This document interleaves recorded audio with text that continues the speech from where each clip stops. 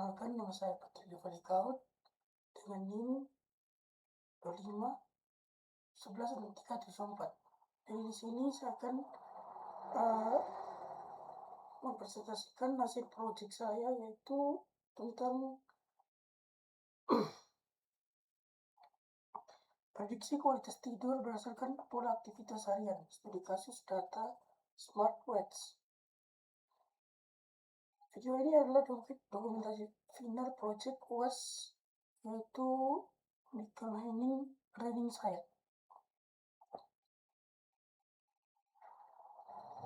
Jadi saya ambil topik ini karena berkualitas tidur itu berpengaruh banyak faktor dalam kehidupan sehari-hari, mulai dari beberapa aktivitas kita bergerak, tingkat stres. Mitchell Henning bisa menggunakan prediksi kualitas tidur seseorang dari rata-rata aktivitas harian seperti ini. Di sini saya akan menjelaskan tentang dataset.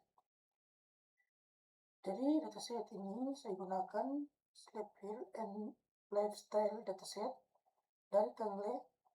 Dataset ini berisi 374 baris.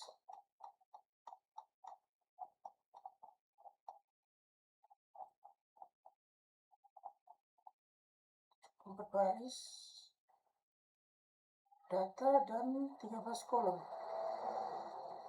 yang mencakup informasi seperti usia, pekerjaan, durasi tidur, dan tingkat aktivitas fisik. Aktivitas fisik, tekanan darah, detak jantung, dan jumlah langkah-langkah harian, sehingga adanya tidak gangguan tidur. Jadi ini teman-teman datasetnya dia.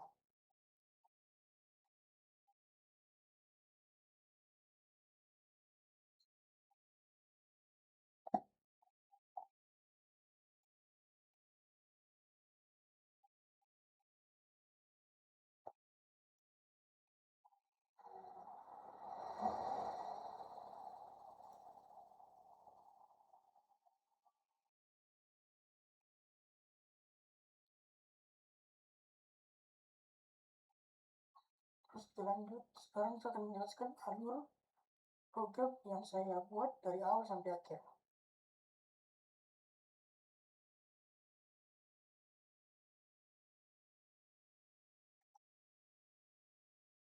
Untuk main P-nya ya teman-teman.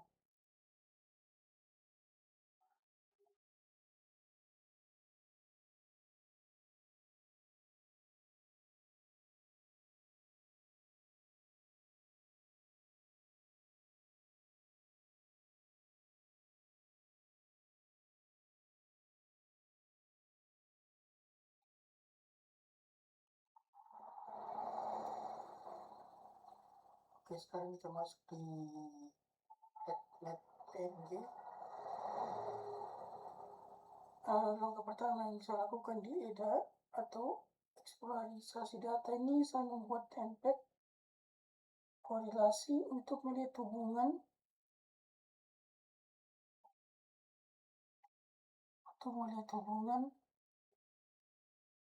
antara variabel numerik dari saya bisa lihat variabel mana yang paling banyak hubungan kuat dengan kualitas tidur.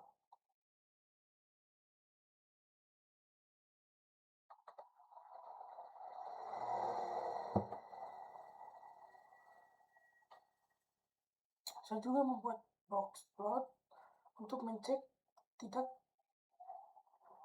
ada tidaknya outlier atau data yang tidak wajar, misalnya kolom stress level.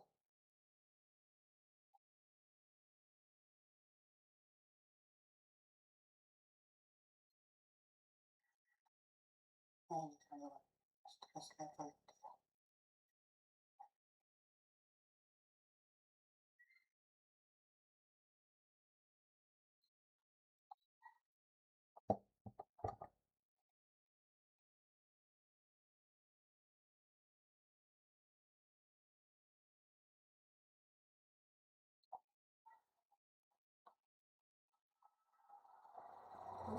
Saya mengubah data kategori seperti genre dan BP kategori menjadi angka.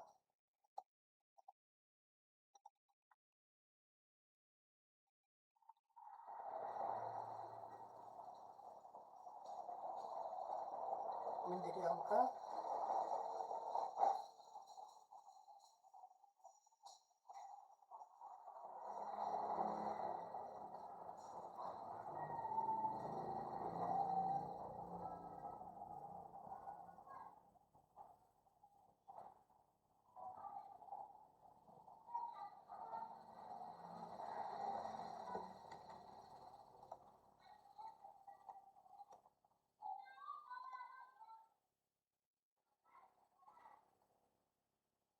Angka-angkanya teman-teman sendiri. Karena model dari vehicle learning hanya bisa memproses data numerik. Terus kolom kolom boardnya dia itu aslinya berformat teks seperti 12/80 menjadi pecahan yang sudah terpisah. Ketika itu saya membuat fitur yang bernama aktivitas stress ratio.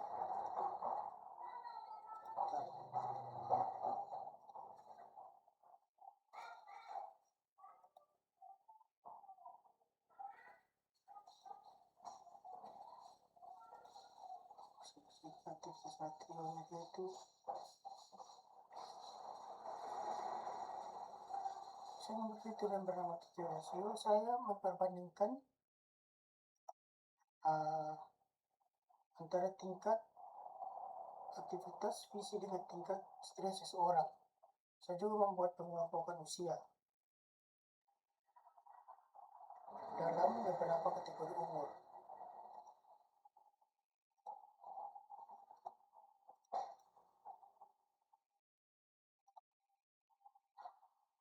Seperti ini teman-teman.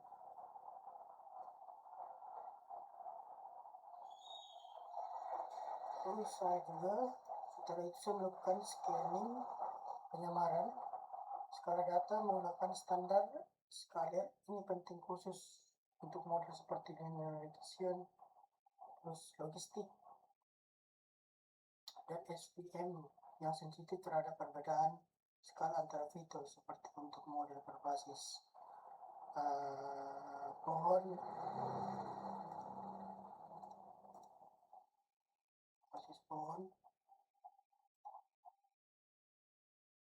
khusus seperti random forest. Terus scaling ini tidak wajib karena model tersebut bekerja berdasarkan perbandingan nilai ambang, bukan jarak antara titik data.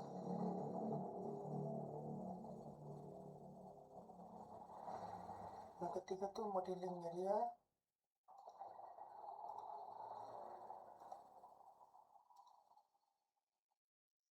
modelingnya dia modeling ini saya pendekatan pertama untuk memprediksi skor kualitas tidur secara langsung dalam skala 1-10. Saya membandingkan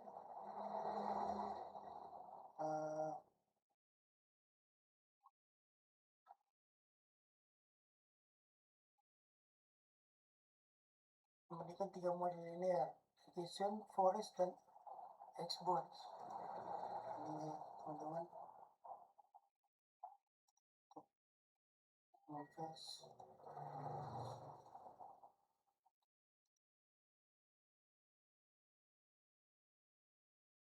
Terus alasan saya membuat dua pendekatan sekaligus untuk menunjukkan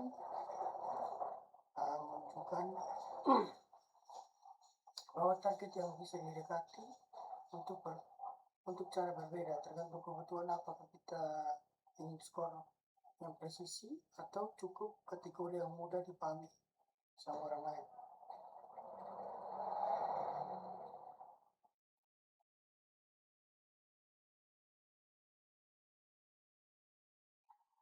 Terus evaluasi model itu teman-teman.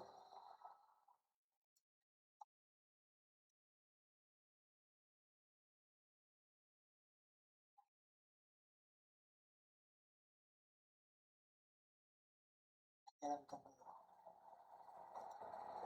Terus ini dari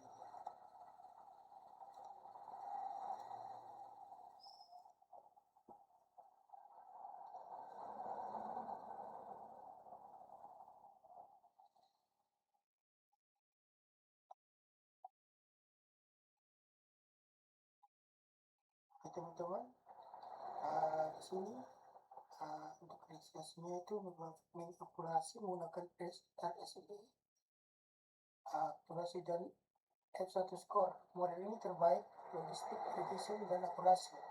97,3% dan FP score-nya dia teman-teman 97,1%.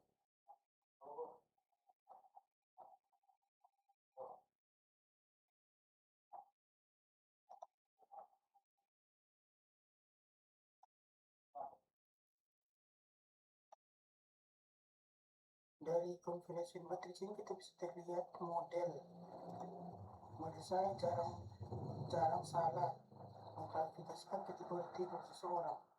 Kecil kesimpulan baik, buruk dan sedangnya dia.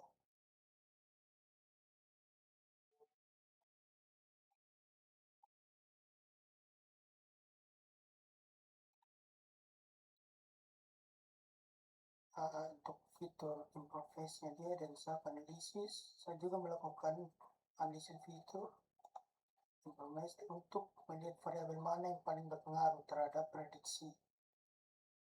Selain itu, saya juga menambahkan analisis sub yang fungsinya detail dibandingkan fitur improvement biasa. Sub ini bisa menunjukkan kontribusi setiap fitur terhadap prediksi masing-masing individu, bukan cuma tingkat kepentingan secara umum. Dari hasil analisis ini saya menemukan bahwa hasil faktor yang paling berpengaruh terhadap positif seseorang.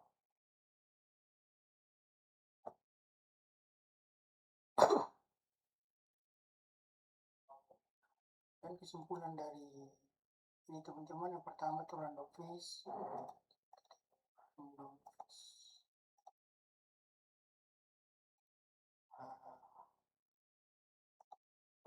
Random phase terbukti bahwa efektif untuk memprediksikan skor sistem seseorang secara presisi dan performa yang paling jauh lebih baik dibandingkan linear regression maupun exports pada set ini teman-teman. Yang kedua itu membutuhkan klasifikasi kategori logistik regression untuk notabene model sederhana justru mampu memberikan hasil yang sangat baik, hampir setara dengan random phase.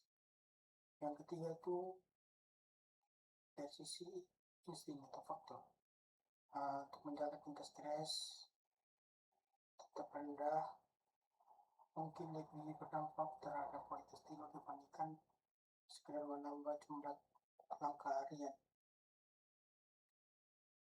Karena set ini juga teman-teman, sintetis hasil yang sangat tinggi, kemungkinan besar pola datanya memang dibuat rapi, diterapkan ke data dunia nyata, performa kemungkinan tidak akan setinggi ini karena hasil biasanya lebih bervariasi dan mengandung notes.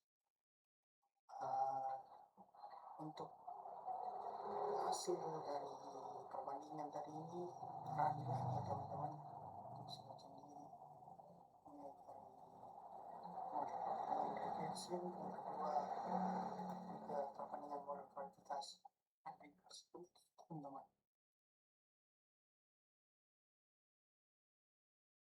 Demikian presentasi dari saya